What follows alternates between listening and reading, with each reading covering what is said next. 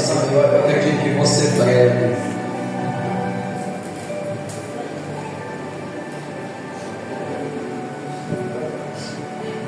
Queridos, o texto que nós lemos, o primeiro texto, Jesus está fazendo as suas últimas, ou melhor, está dando as suas últimas instruções. São as últimas palavras de Jesus. No capítulo 16, antes da oração do capítulo 17, quem conhece o Evangelho, sabe que o Evangelho de João, o Evangelho de Jesus que escreveu João, no capítulo 16, Jesus está instruindo os seus discípulos. São as últimas instruções, para que no capítulo 17 ele possa fazer a última oração pelos seus discípulos. E quando ele está instruindo os discípulos, ele está falando ali e dando um exemplo, usando a grávida, dizendo: olha, quando a mulher ela está a ponto de dar luz, ela sente as contrações, dores, as dores de parto. E ele vai dizer: mas depois que ela pega o seu filho no colo, logo se esquece das dores. É assim, sim ou não? E Jesus vai dizer: olha, eu sei que vocês estão tristes, porque o que acontecerá é que o Filho do Homem será entregue aos doutores da lei, para que ele seja crucificado. E ele vai dizer: mas logo depois destas dores e tristezas, vocês novamente se alegrarão por me ver novamente. E logo em seguida, ele dando estas instruções, ele vai dizer: olha, no mundo tereis aflições, mas tem de bom ânimo. Jesus vai dizer: porque eu venci o mundo. Ele, palavras de Jesus.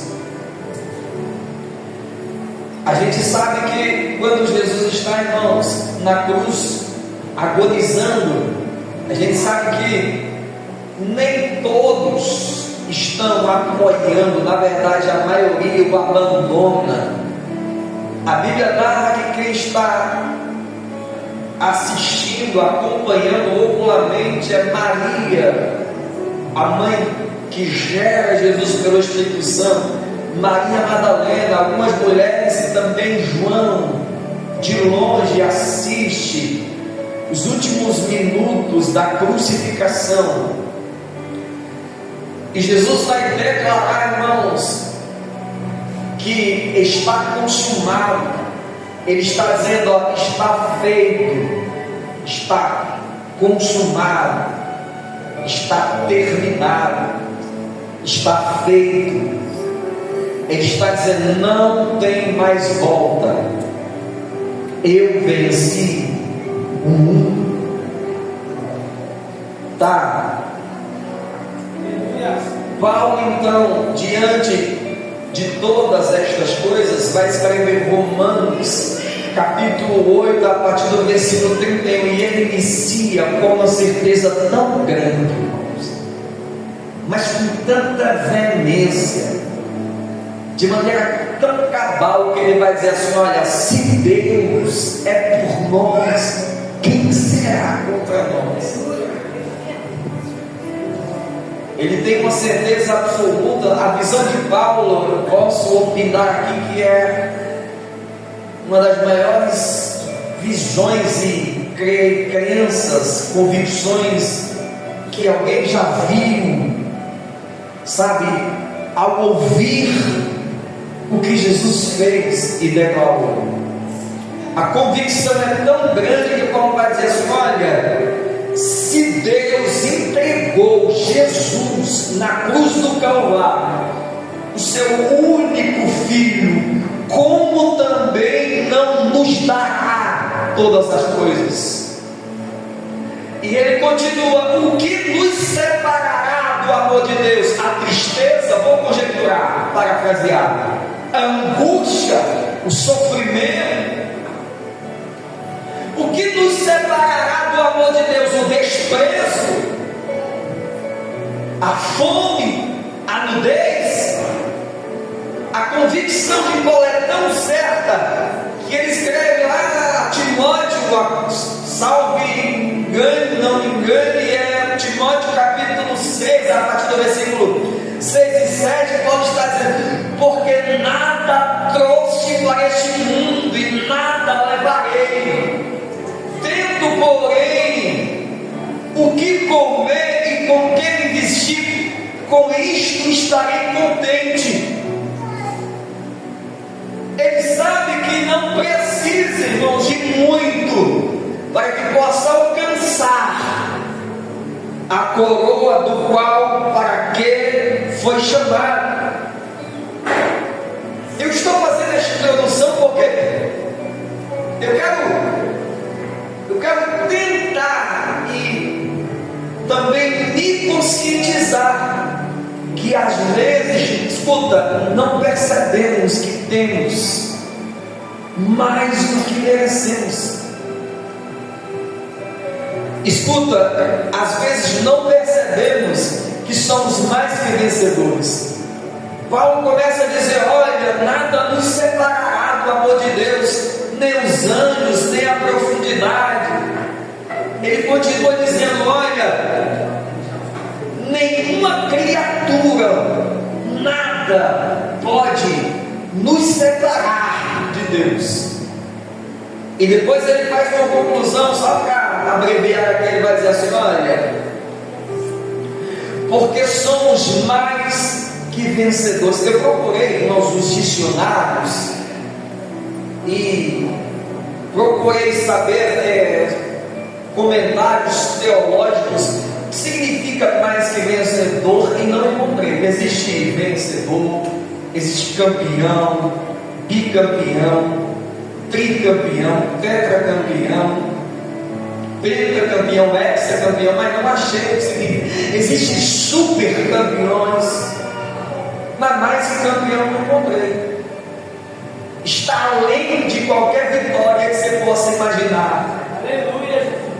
O que é mais que vencedores? Pode estar dizendo: nem a morte impede que possamos nos tornar vitoriosos.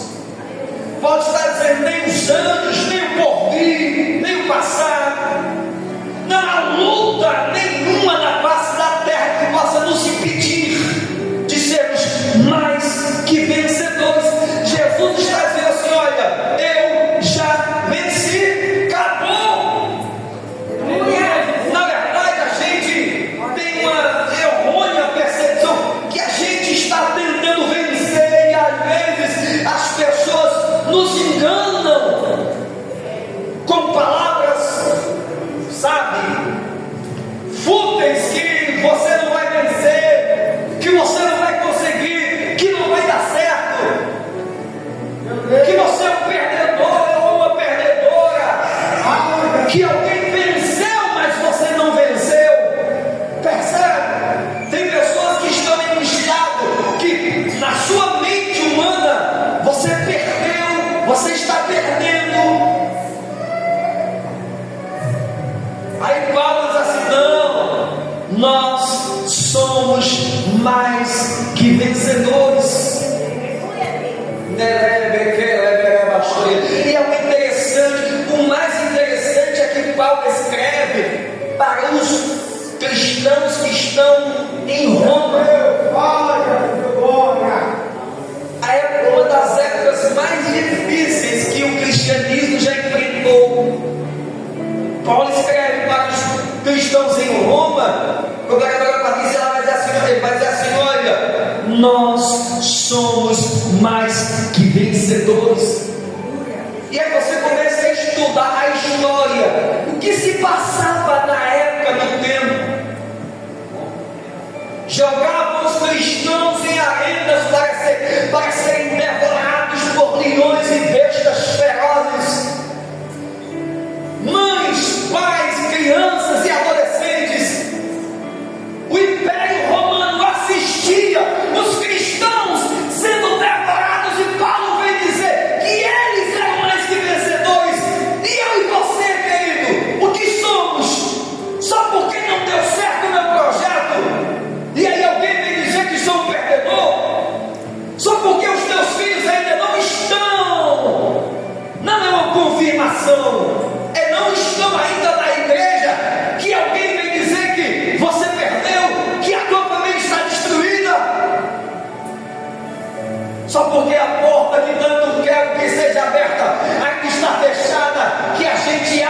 já perdeu e que não vai dar certo?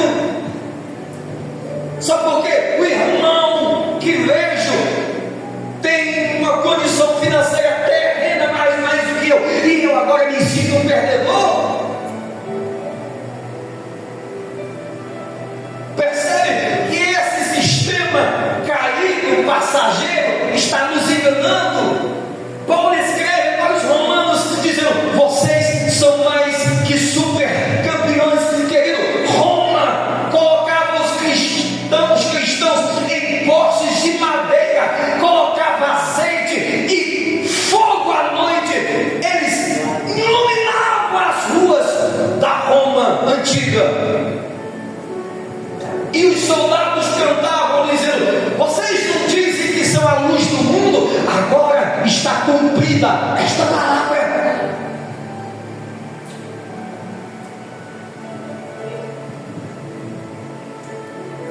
As mulheres grávidas eram cortadas ao meio, e muitas abriam o ventre delas, matavam as crianças, as que estavam gestantes de 8, de 7, 8 e 9 meses. Os soldados abriam com as suas espadas os ventres dessas mulheres, jogavam as crianças para cima e aparavam com as suas lanças, e colocavam gatos ferozes e outros animais dentro do ventre dessas mulheres e costuravam. E Paulo vem dizer que esse povo é mais que vencedor. Então não me venha dizer que você é um perdedor só porque eu não tenho a mistura que eu quero e eu me sinto já um perdedor, só porque não tenho o sapato, a roupa que eu quero, só porque a maioria não está me aplaudindo, eu estou cabisbaixo e não quero mais ir para a igreja. Eu fiquei pensando, meditando hoje na igreja, aos prantos, pensando como é que seremos apresentados à igreja gloriosa quando chegarmos lá em cima. Missionários que morreram na China, no Japão e tantos outros países que não se renderam. Sistema islâmico mata centenas de missionários todos os dias, eles não se rendem. Como seremos apresentados a esta igreja?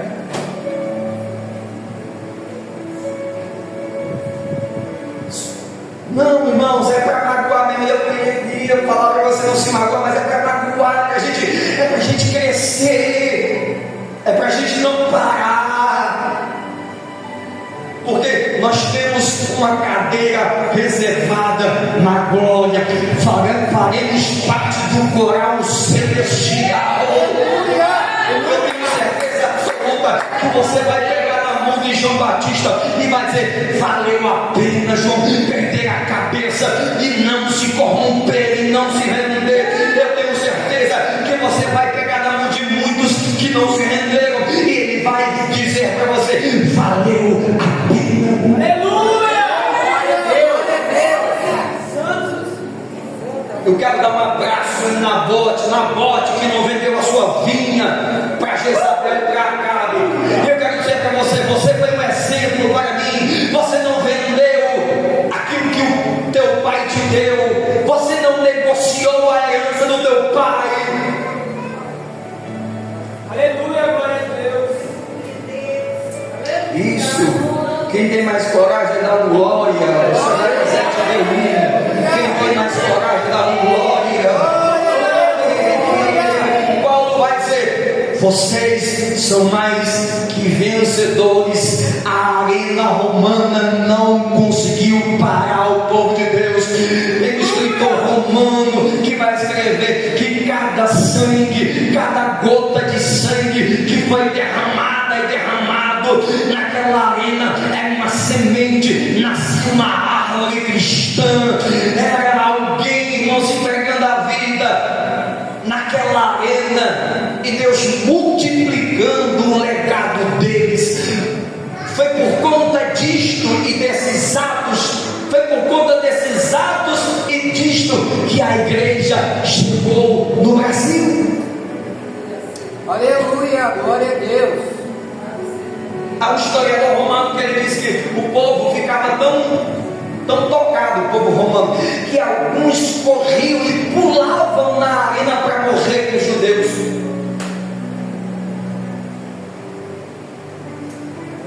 Eu precisava de mais tempo para contar o que fizeram com os cristãos na época da igreja primitiva, mas não daria tempo.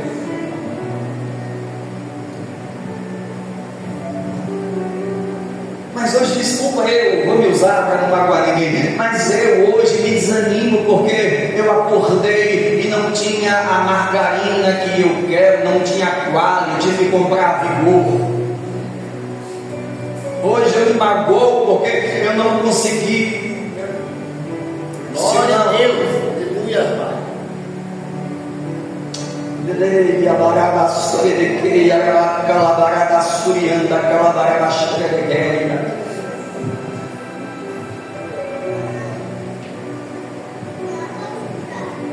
Vamos ler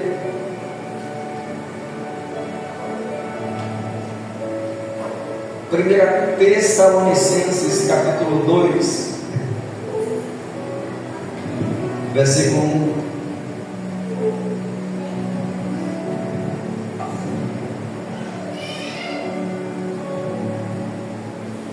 Tessalonicenses capítulo 2,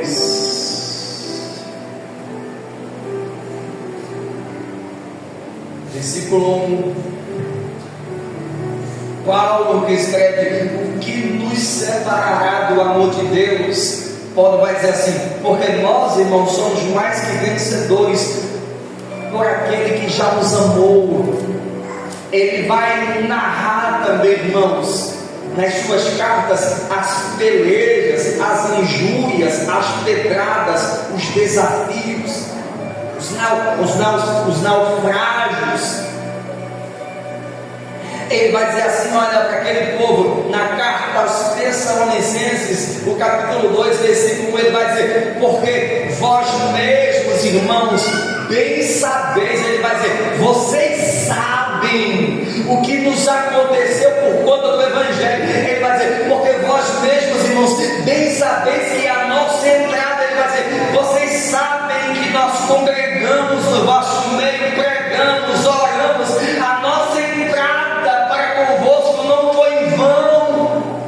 Próximo, ele vai dizer, mas mesmo depois de termos antes padecido, insultados em Filipos, como sabeis, tornamos-nos ousados em nosso Deus para vos falar o que? O Evangelho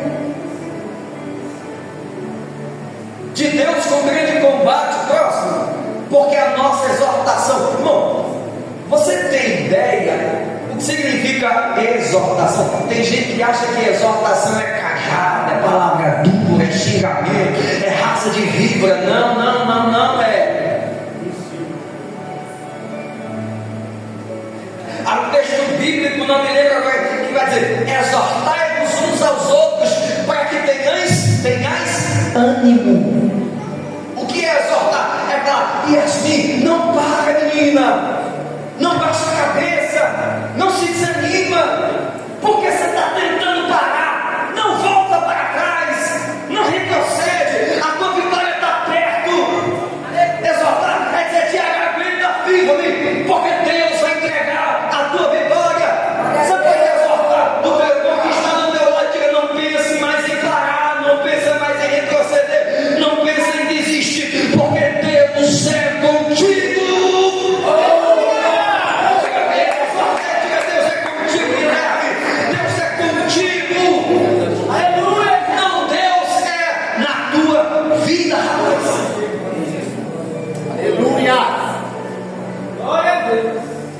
Aí o versículo 4 nem precisa colocar, porque eu já decorei esse texto. Serviu para ele, irmãos, como um bálsamo em muitos dias e tempos. Paulo vai dizer: porque somos provados por Deus, para que o Evangelho nos seja confiado. Vou dizer de novo, Paulo vai dizer: nós, não é por acaso, irmãos, não é por acaso. Paulo vai dizer: nós somos provados por Deus para quê? Porque tem dia que eu falo, nem com mais tanta aprovação. O senhor não pode dar uma semana pelo menos? O senhor não? Acaba uma semana, a gente pensa que vai descansar um pouquinho. Segunda-feira, notícia chega. Oh, glória, papai. Santo Deus. Paulo vai dizer, porque somos provados por Deus, para que o Evangelho seja, e assim falamos não, é Paulo pregando, e assim falamos não como para agradar aos homens, mas a Deus que prova os nossos.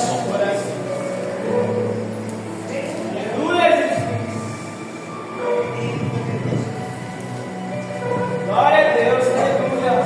Paulo foi provado aonde? Em Filipos.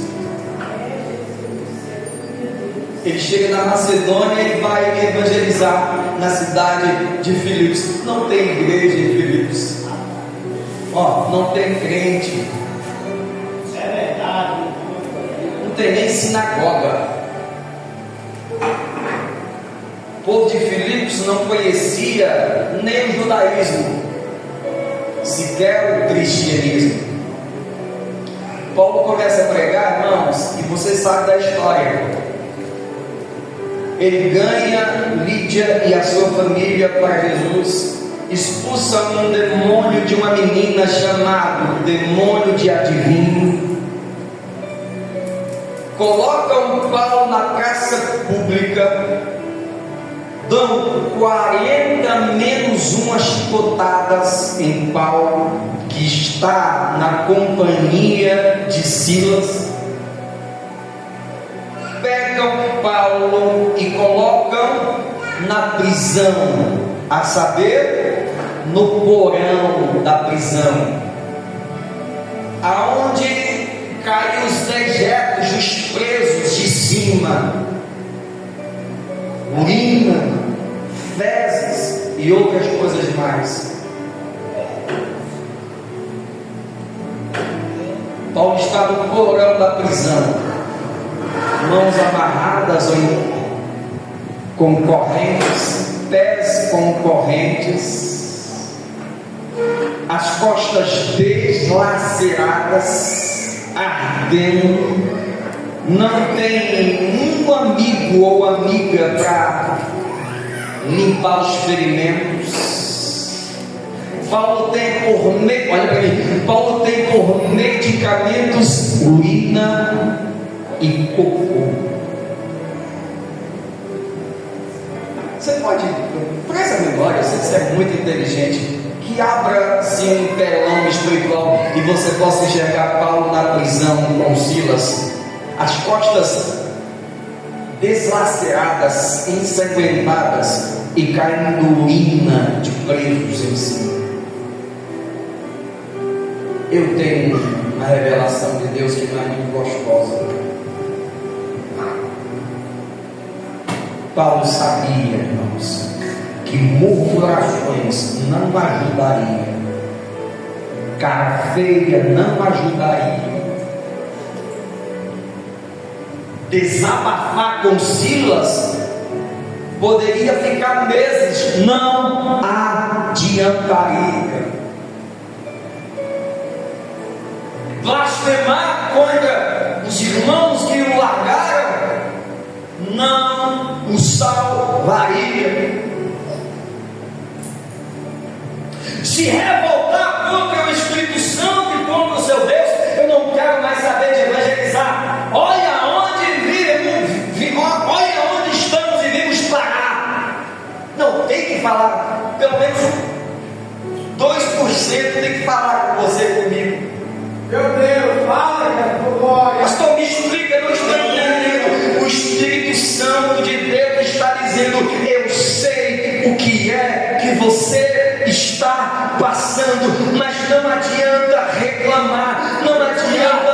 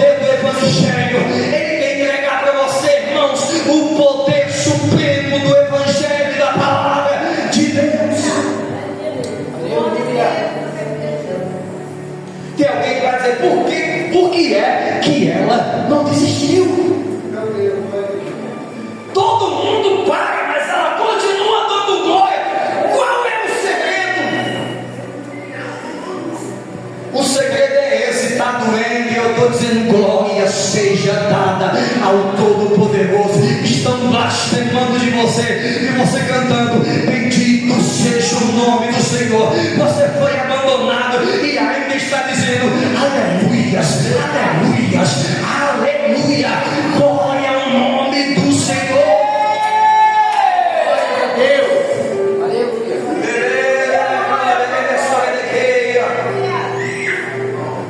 Imagina Paulo mais experiente falando para Silas: muda a cara, filho. Não, imagina Paulo dizendo assim: filho, ficar triste não vai adiantar. Imagina Silas dizendo: você que é mais experiente, o que é que devemos fazer? Imagina Silas perguntando: e agora? Amanhã tenho que enfrentar um gigante financeiro, não tenho dinheiro. Mas a gente vai fazer o quê? Vai ficar a noite toda sem dormir? Que nada. A gente vai dar glória e dizer: Senhor, eu não posso, mas posso todas as coisas naquele que me fortalece. Levanta a mão agora, eu vou profetizar. Tem pessoas aqui que estão enfrentando uma luta terrível, mas o teu glória vai derrubar esses gigantes. Levanta a tua mão. Satanás está tentando destruir a tua casa, os teus filhos, o teu esposo, a tua vida espiritual, mas cada glória que você der, vai cair demônios à direita, à esquerda. O mar vermelho vai abrir. Tem gente que já entendeu, mas tem gente que parece que não está entendendo.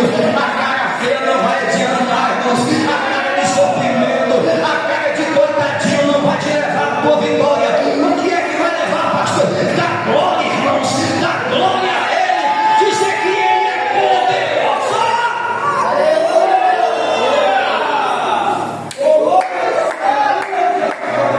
Pastor, eu não estou com vontade de dar glória a Ele amanhã. Eu não queria trabalhar, mas eu tenho que trabalhar, porque a minha família morre de fome.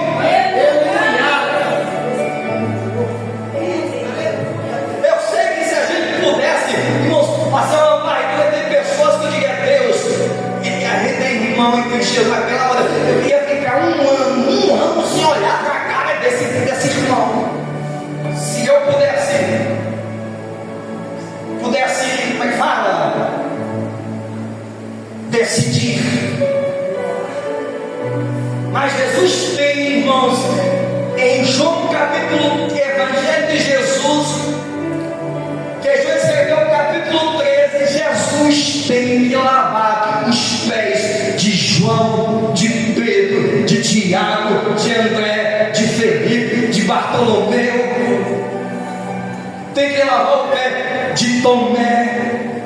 Tomé que disse, quando Jesus os chamou para ressuscitar Lázaro, e os discípulos sabiam que os fariseus queriam me matar. Aí Tomé vai dizer: vocês vão com ele? Vocês estão doidos? Vocês vão acompanhar ele? Vão para a Judeia para morrer com ele?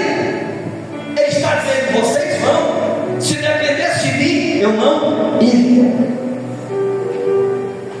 Tomé. Aí Jesus lava os pés de Tomé. Judas vende o Filho de Deus por 30 moedas de prata. Mas a Bíblia diz que quando vai começar o capítulo 13, João vai escrever: e sabendo que todas as coisas já foram lhe dadas, ele vai dizer assim: Ele amou-os. Todos eles Jesus amou. Judas, Tomé, Bartolomeu, André, Vanessa, Tiago, Patrícia, que tem dia que ele não quer mais. Senhor, não.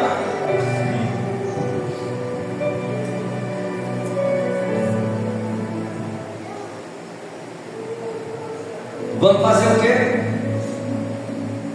O que é que a gente vai fazer para mudar a nossa situação? Adorar.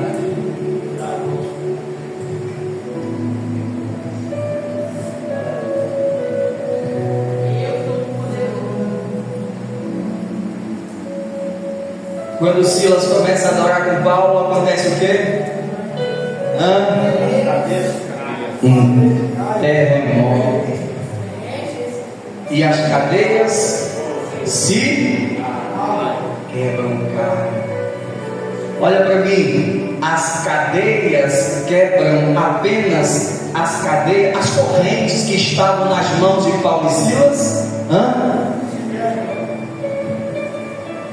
A Bíblia diz, irmãos, que todas as prisões foram abertas. Por isso que Satanás tenta nos oprimir. Você não vai dar glória não, porque você está triste. Você vai ficar quietinha hoje, porque nesta semana nada deu certo. Parece que a coisa está pior.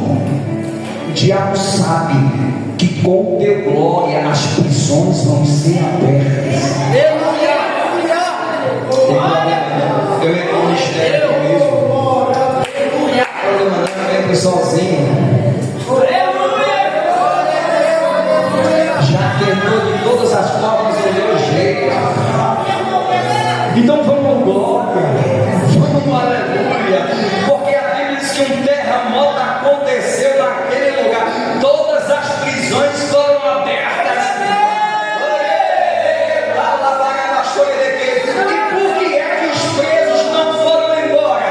Porque já estavam gostando, irmãos, dos hinos e adoração que Paulo e Silas estavam cantando.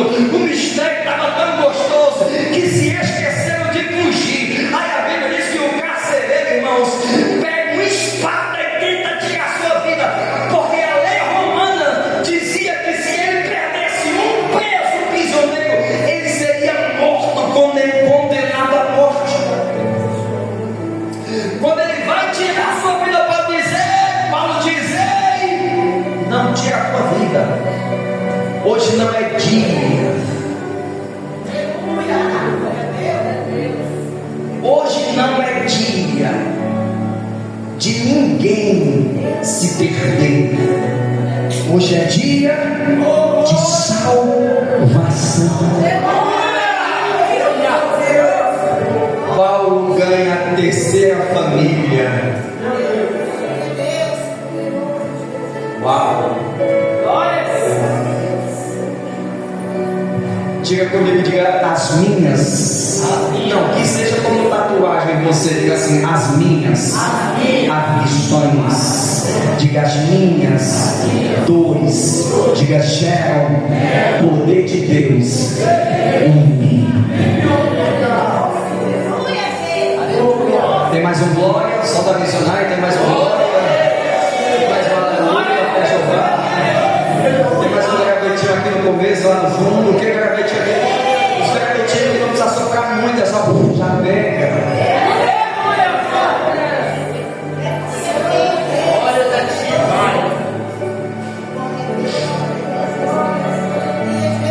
Em segundo lugar, segunda carta de Paulo aos Coríntios, capítulo 1, versículo 8.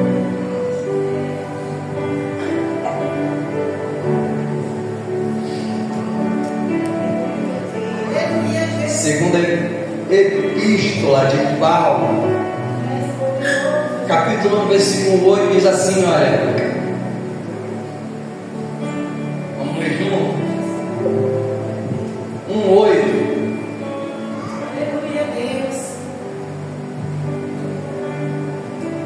Mas já, porque não queremos, irmãos, que ignoreis a nossa tribulação que nos sobreveio na Ásia. Paulo, escuta isso, escuta esta declaração dele. Ele está dizendo: nos sobreveio na Ásia, pois que fomos sobremaneira agravados, mais do que podíamos suportar. Paulo está dizendo: de modo tal que até da vida desesperamos. Não, eu entrar em desespero tudo bem.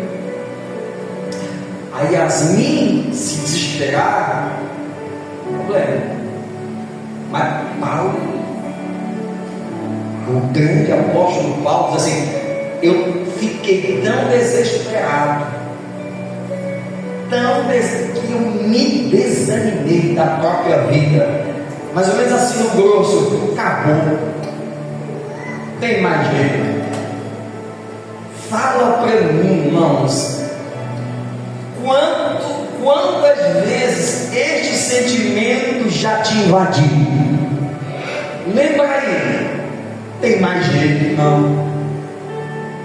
Às vezes eu encontro alguns irmãos assim: pastor, eu estou, nem chega perto de mim. Diz que a pastora Grace falou para mim: eu estou ruim, desanimada, estou café nem de uma barata. Deus está dizendo: calma, eu te entendo. Isto é normal. Porque tem dia que eu fico tão sem fé, porque se eu contar para você, você se escandaliza.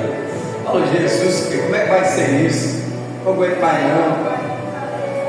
Eu fiquei tão baqueado depois destas festividades.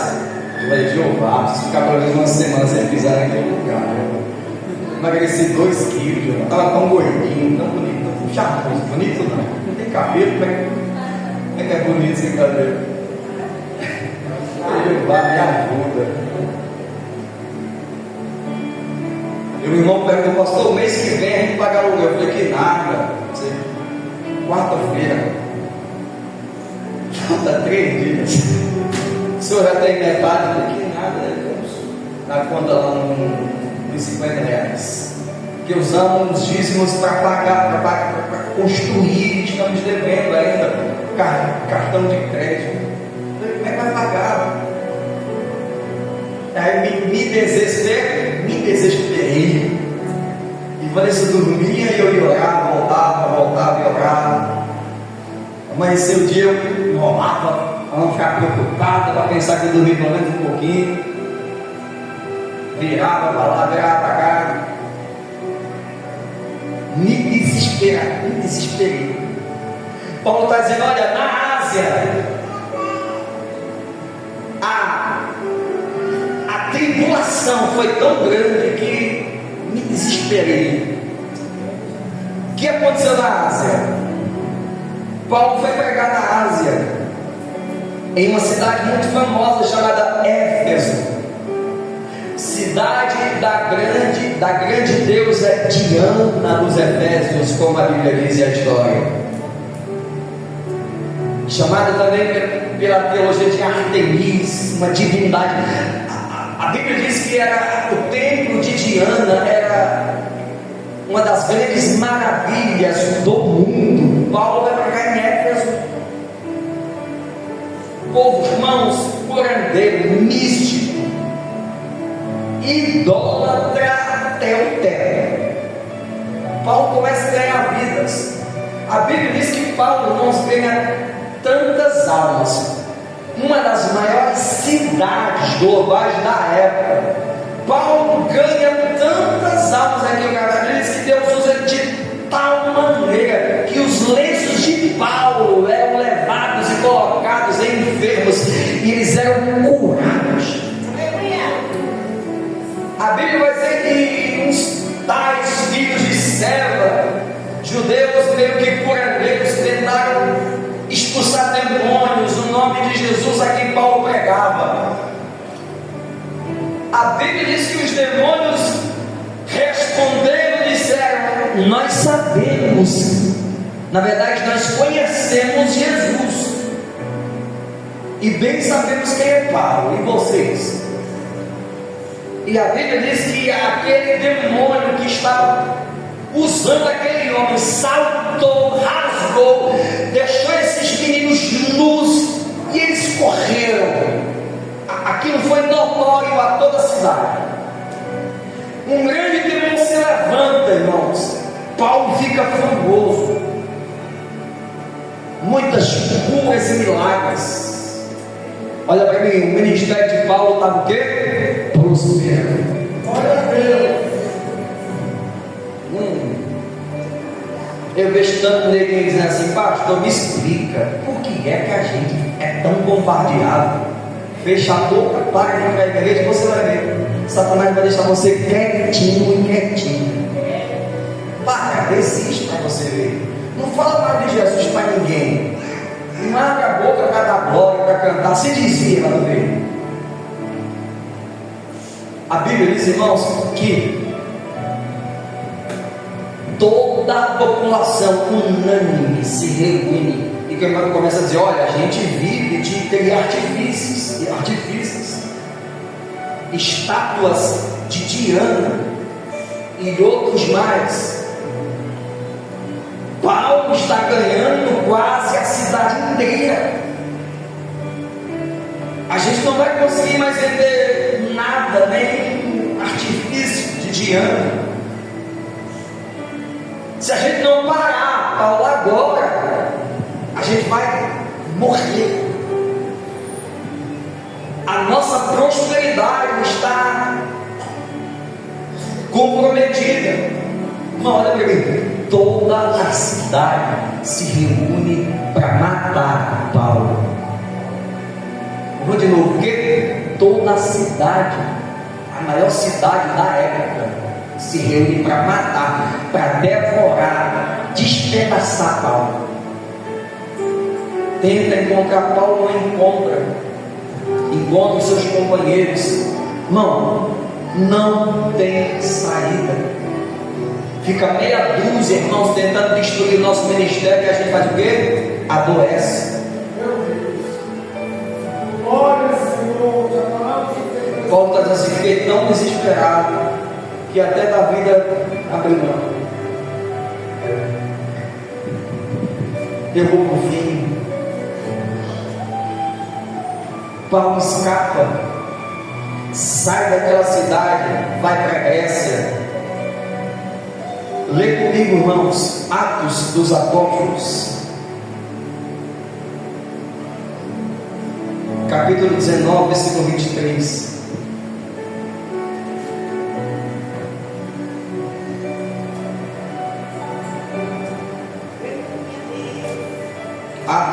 Atos 27, Guilherme. Último ponto para a gente cear na hora certa. Atos 27, verso 20. Glória a Deus, aleluia, Jesus.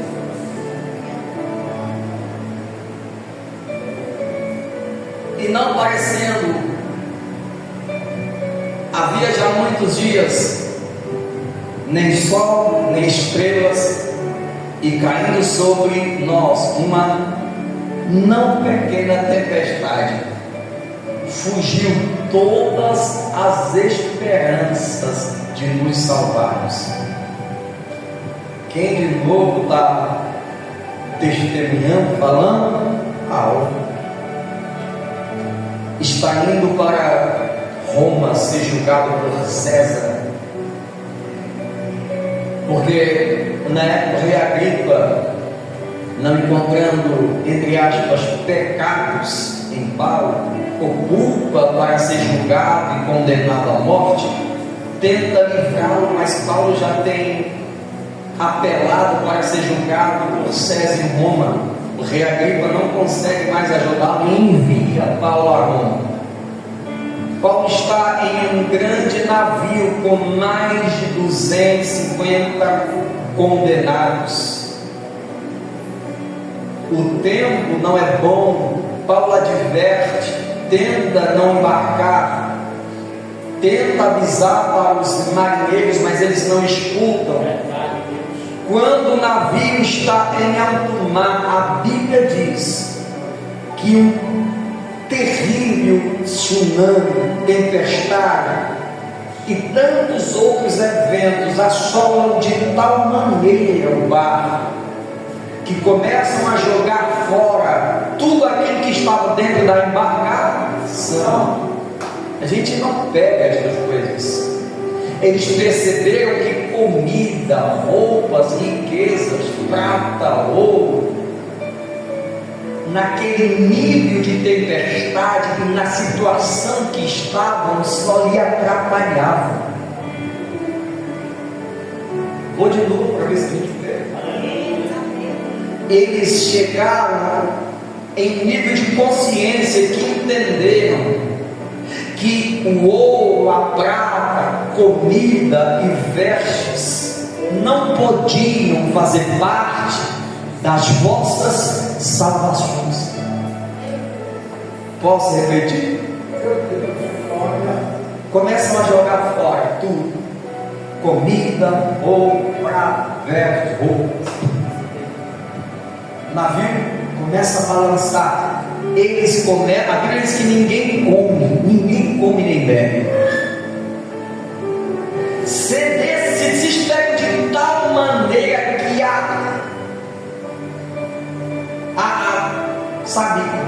a fome não mais faz parte da vida deles. Eles não têm mais vontade de comer, não estão jejuando porque sabem o que significa jejum. Não. Aí Paulo vai dizer: quer saber? Eu também perdi as esperanças. Mas Paulo vai dormir desesperado. A Bíblia diz, irmãos, que Deus manda um anjo para falar com Paulo. E eu queria, irmãos, que este exemplo pudesse falar com você também, com os desesperados dessa noite, com os cabisbaixos, com os contristos de coração que entraram nessa noite. Deus manda um anjo para dizer: Paulo, dorme em paz, descansa em paz, porque o navio vai ser destruído, mas nenhuma vida perecerá, nenhuma vida se perderá. Você pode pegar isso em nome de Jesus? Deus está dizendo assim: olha, roupa, comida, prata, ouro, carro, casa, tudo perecerá. Mas se vocês continuarem esperando no Senhor, ninguém vai se perder.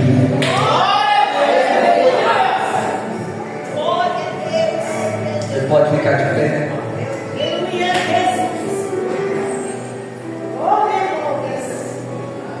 Paulo começa a dizer: irmãos, amigos, esta noite o Deus a quem sirvo enviou o seu anjo até mim. Ele disse: Paulo, fica tranquilo, porque o navio pode se quebrar, não vai. Deus vai dizer por intermédio do anjo: Paulo, Deus mandou te dizer, o navio pode se quebrar, mas quem manda no oceano ainda é Deus. Quem manda na tempestade ainda é o Deus a quem você serve.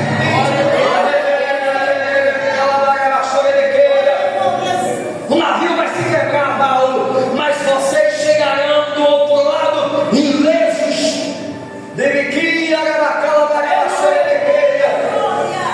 Paulo chega nado na ilha de Malta, com frio, molhado, surrado no mar. Porque tem dia que a gente chega na igreja, não é nada, só a gente sabe a sua que levou na semana.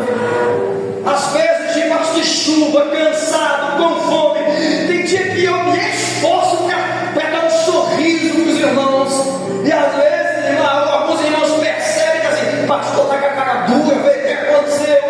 Às vezes o que é desespero, falta de fé. Às vezes ficamos atribulados como Paulo ficou. Mas hoje Deus está dizendo: calma, pastor André. Hoje Deus está dizendo: calma, irmã Soledade. Calma, irmã Joelita. Calma, calma. Porque eu ainda estou no controle.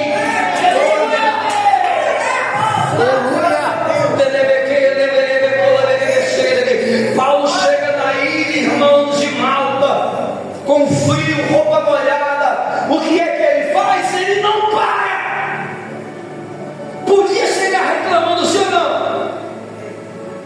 Eu não sei quem é que tem a ideia de construir, de fazer uma fogueira.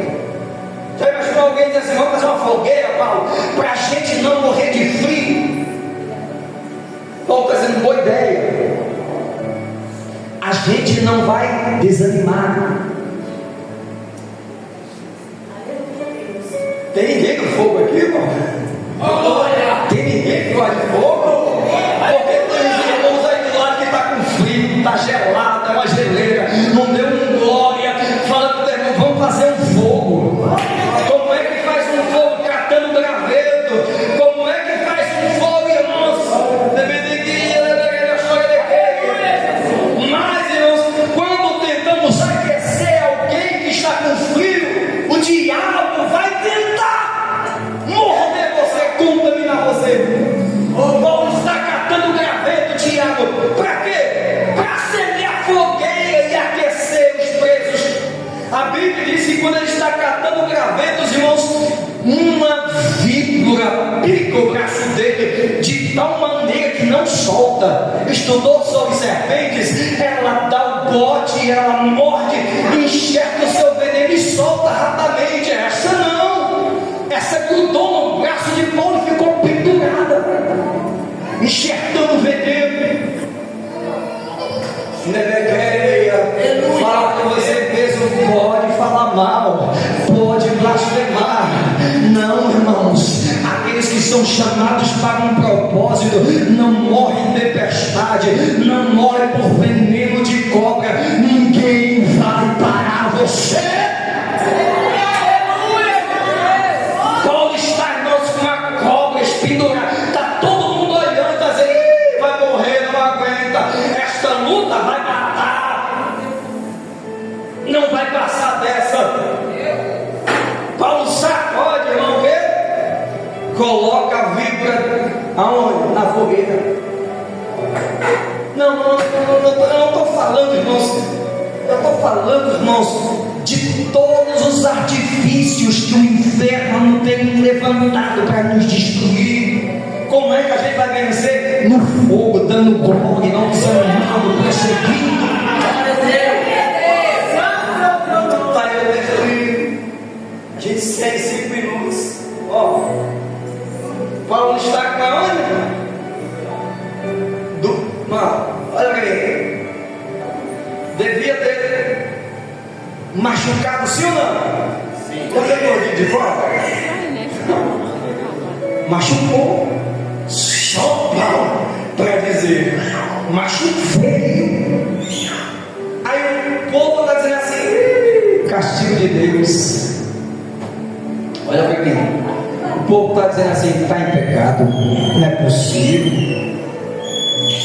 Ó, estão olhando para Paulo e esperando Paulo o quê? Cair morto. Não, é com você. Não, eu não estou pregando. Isso não é indireta. Eu estou pregando para nós entendermos que ninguém vai nos parar. Coloca a mão assim no teu coração. Diga assim: vamos esperar sentado. A gente não vai cair. A gente não vai parar. Nenhum veneno de cobra maldita vai parar você. Olhavam esperando Paulo inchar, cair morto. Mas o tempo vai passando e Paulo continua, irmãos, firme, dando glória. Ele não para. Escuta isso. Aí a mesma multidão que estava olhando e dizendo: vai cair, vai perecer, vai retroceder, vai voltar. A mesma multidão que achava que Paulo ia morrer é a mesma multidão que diz assim: meu Deus do céu, quem é ele? Ele não é normal, ele não é comum, deve ser um Deus. O povo não conhecia o Deus de Paulo, mas sabia que Paulo era diferente.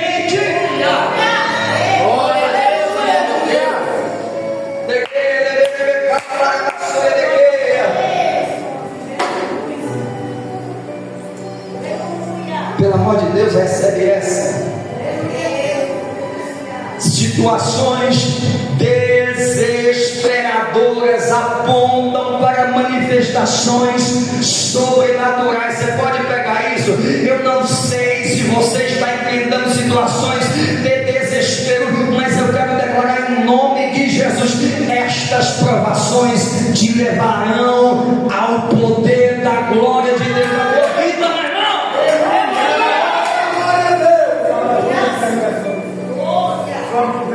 Deixa eu chamar aqui no nome de Jesus hoje a pastora Vanessa. Vanessa está ocupada, né? Então vem aqui. Hoje vem cá, Yasmin e aí você vem cá, em nome de Jesus. Me ajuda aqui em nome de Jesus. Escuta isso. Coloca para mim Apocalipse capítulo 1, versículo 12. Um dos últimos discípulos que foram e que foi testemunha, representante do Evangelho, dos discípulos que andou com Jesus, foi João. O Império Romano tentou matar João de todas as maneiras. Todas. Deve ter ouvido já os pregadores contar o episódio que o Império Romano joga João dentro de um vaso de azeite. E João não morre. Pegam João e mandam para a ilha de Patmos. Ninguém voltava daquela ilha. Aquela ilha era uma sepultura para João, um checkmate. Aí João chega na ilha. Quando você estuda naquela ilha, tinha serpentes de todos os tipos. Não havia modo humano, não havia esperança de vida para ele. E aí João, quando pisa naquela ilha, diz assim: ó, e virei para ver a voz. Eu já termino, né? E virei para ver a voz de quem falava comigo. Aonde? Na ilha.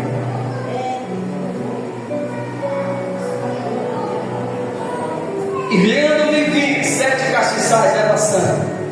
E no meio dos 7 castiçais, um semelhante ao Filho do Homem, vestido até os pés de uma roupa comprida, e cingido pelos peitos com um cinto, e a sua cabeça e cabelos eram brancos como a lã, branca como a neve, e os seus olhos como chama de fogo próximo, e os seus pés semelhante a um latão reluzente, como se tivesse sido refinado numa fornalha, e a sua voz como a voz de muitas águas. E ele tinha na sua destra 7 estrelas, e da sua boca saía uma espada aguda de 2 fios, e o seu rosto era como o sol, quando na sua força resplandecente, próximo. E eu, quando vi, caí sobre os seus pés como morto, e ele pôs sobre mim a sua destra, dizendo: não temas, eu sou o primeiro e o último, o que vivo e fui morto, mas eis aqui estou vivo para todo sempre. Aleluia! Feche teus olhos. Jesus estava dizendo: João, o fim do teu ministério para muitos, o fim do teu ministério para muitos é o começo de manifestações sobrenaturais. Eu sei que tem muita gente que tem pedido: Senhor, me dá experiências, estou cansado de uma vida normal. Aí Deus começa a trazer você, irmãos, para o fundo, começa a se levantar problemas e você já quer parar, e Deus olha e diz assim: você pediu o que não conhecia. Não tem como ter grandes experiências com Deus no raso, em ventos tranquilos. Senhor, nós vamos participar desta ceia, e esta palavra não foi fácil de pregar, Senhor. Não foi fácil de pregar. Eu sei que está, papai, acontecendo alguns ventos ainda no nosso meio. Mas eu sei, Senhor, que o Senhor é por todos nós, todos. E eu sei que a tua igreja ela não será parada.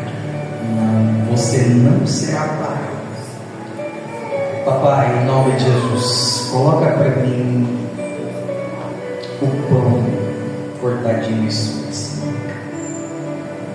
Coloca para mim que leve 1 Coríntios capítulo 11, versículo 23. Senhor, está aí esse pão caseiro, feito pela pastora Vanessa, mas simbolicamente para a gente, é o teu corpo, dado por nós.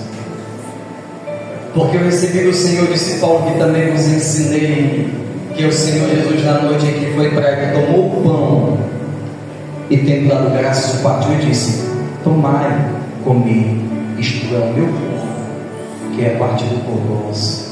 Fazer isto em memória de mim. Se assenta só um pouquinho para você receber o pão. Pode se assentar. E a obrigação vai passar do final para o começo, tá? Começa lá do fundo. E você, em espírito, começa a memorizar quem você é, para que foi chamado, por que você está aqui. Senhor, nessa noite,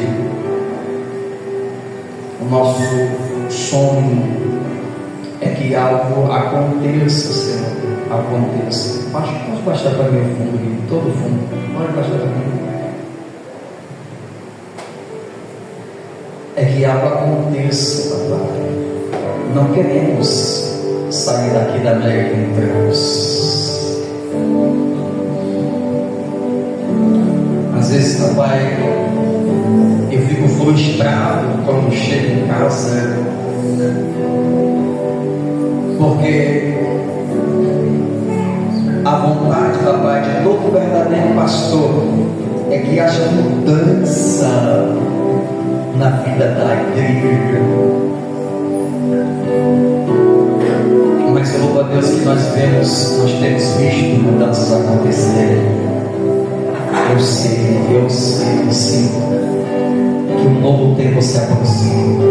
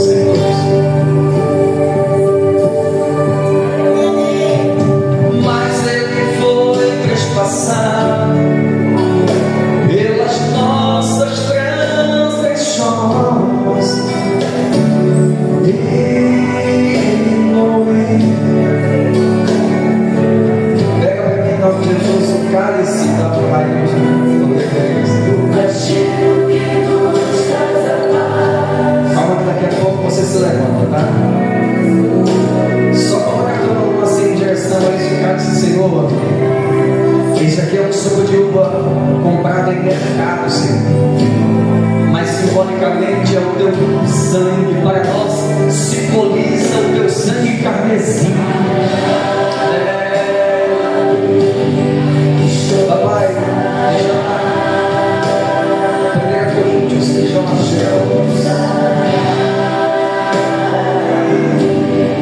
depois que você recebeu o cálice, aí você fica de pé. Só depois que você recebeu o cálice. Versículo 24.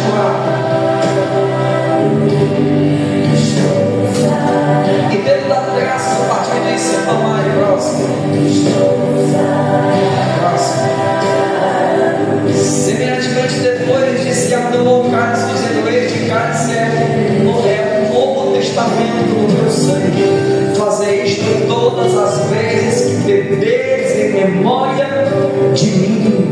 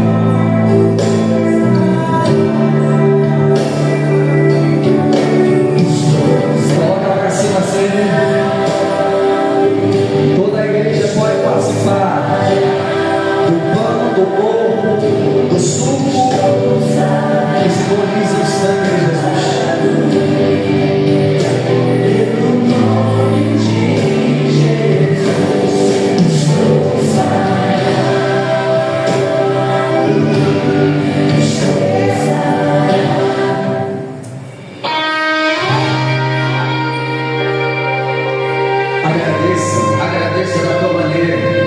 Já estamos terminando, agradeça da tua maneira, dando glória.